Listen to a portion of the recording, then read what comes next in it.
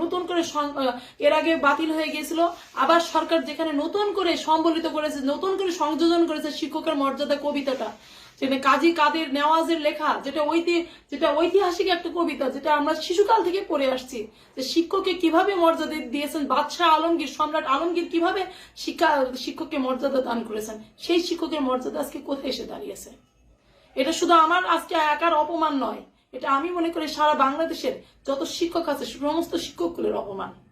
এখন আপনাদের কাছে আমি বলে যেতে চাই, আপনারা বিবেকবান মানুষ, আপনাদের বিবেক দিয়ে বিবেচনা করবেন যে এখন আসলে কি করা উচিত। সকাল 11:45 হচ্ছে অ্যাসেম্বলি শুরু হয়েছে এবং 12:05 পর্যন্ত অ্যাসেম্বলি চলাকালীন সময় যখন জাতীয় সঙ্গীত চলে, সেই জাতীয় সঙ্গীত চলাকালীন সময় আমি অলরেডি জাতীয় সঙ্গীত চলছে এবং সব শিশুরা, আমার 235 জন স্টুডেন্ট সেখানে আজকে হাজিরা ছিল, প্রায় আপনার 180 জন হবে টোটাল দাঁড়িয়ে আছে। দাঁড়িয়ে থেকে সবাই জাতীয় সঙ্গীতে, জাতীয় পতাকাকে সম্মান করে জাতীয় সঙ্গীত গাইছে।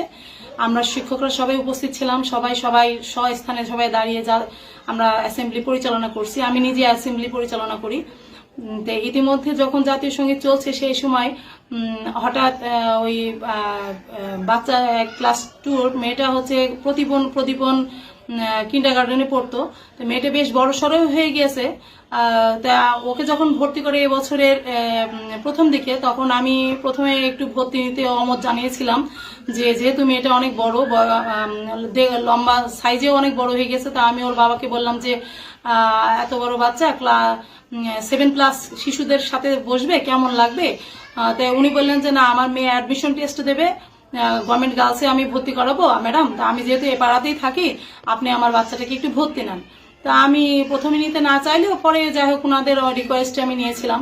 তো এর আগেও ওই ক্লাস 2 এক গার্ডিয়ানের সাথে, কলোনি পাড়ার এক গার্ডিয়ানের সাথে ওই বাচ্চা বসা নিয়েও, সিট মানে ক্লাসে বসা নিয়েও উনি ঝামেলা করেছিলেন। সেই ঝামেলাটা আমি নিজে কিন্তু মিটিয়েছি। সেটা কিরকম, যে বাচ্চাটা অনেক বড়, লম্বায় অনেক বড় এবং স্বাস্থ্য হেলদি, আর অন্যান্য বাচ্চারা আছে ছোট। তো ওই বাচ্চা সবসময় মনে করে যে আমি ক্লাসের প্রথমে বসবো, ক্লাসের ফার্স্টে বসবো, আর পেছনে সব শিশুরা, পেছনে সব বাচ্চারা পেছনে বসবে। তাই সেইটা নিয়ে ওই বাচ্চার বাবার সাথে অন্য বাবার সাথে বেশ বাকবিতণ্ড হয়। আমি এক পর্যায়ে মিটিয়ে দিয়েছি সেটা। এই মাস 2 আগে এই ঘটনাটা হয়েছিল।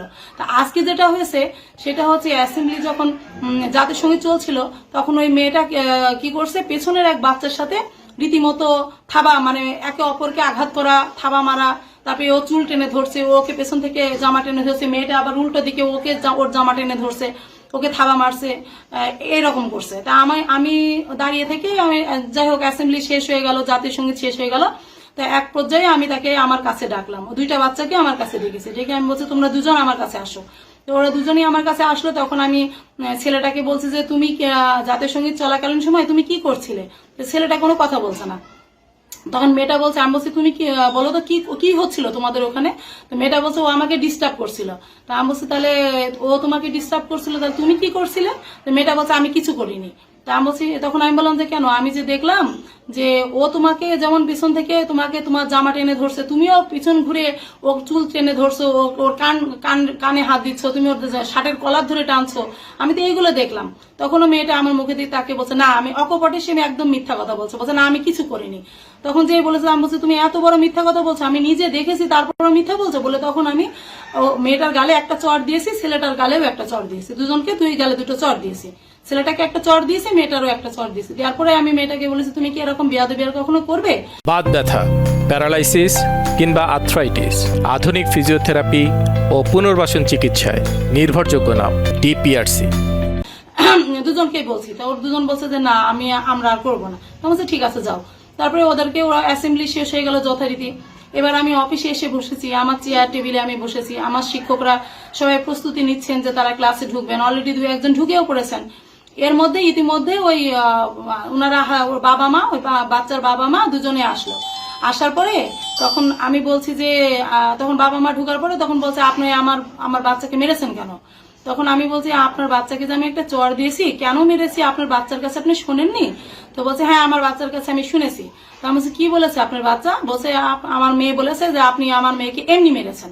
তখন আমি বলছি তাহলে এক কাজ করেন, মেয়েটাকে আমার অফিসে নিয়ে আসেন, নিয়ে এসে তাহলে আমার সামনে কথা বলান, তাহলে বোঝা যাবে যে সে কি বলতে চাচ্ছে, যে আমি তাকে কেন একটা চর দিলাম, তাহলে সেও তো বলতে পারবে।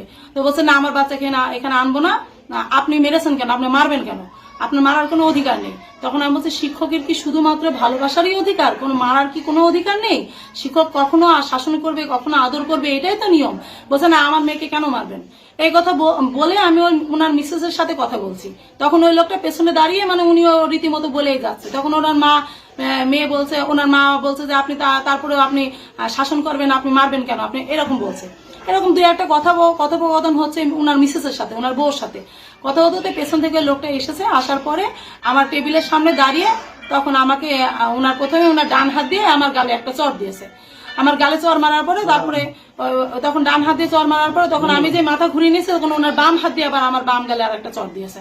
চর দেওয়ার পরে তখন মানে ওনার স্ত্রী তখন ওনাকে জাপটে ধরেছে।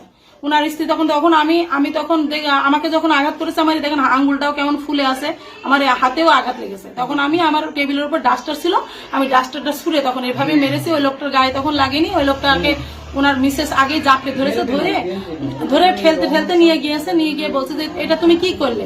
ওনার মিসেসই বলছে যে এটা তুমি কি করলে, তুমি মহিলার গায়ে হাত দিলে, এটা তুমি কি করলে, এটা তুমি কি করলে বলে ওই মহিলাকে তখন ধাক্কাতে ওনার স্ত্রী ওনাকে নিয়ে গেল। তখন আমার যে ম্যাডাম ছিলেন রেশমা ম্যাডাম তখন আমার আর দুই টিচার ওই পাশে ছিলেন, তারা উঠে আসছে। আর আমার লাল ড্রেস পরা যে ম্যাডাম, ওইটা আমার স্কুলের ম্যাডাম, ওনার নাম রেশমা আক্তারও তখন ওনাকে চেপে ধরে নিয়ে গিয়ে তখন আমি বাইরে বের করে দিয়েছে। তখন উনি আমার স্কুলের আঙিনায় দাঁড়িয়ে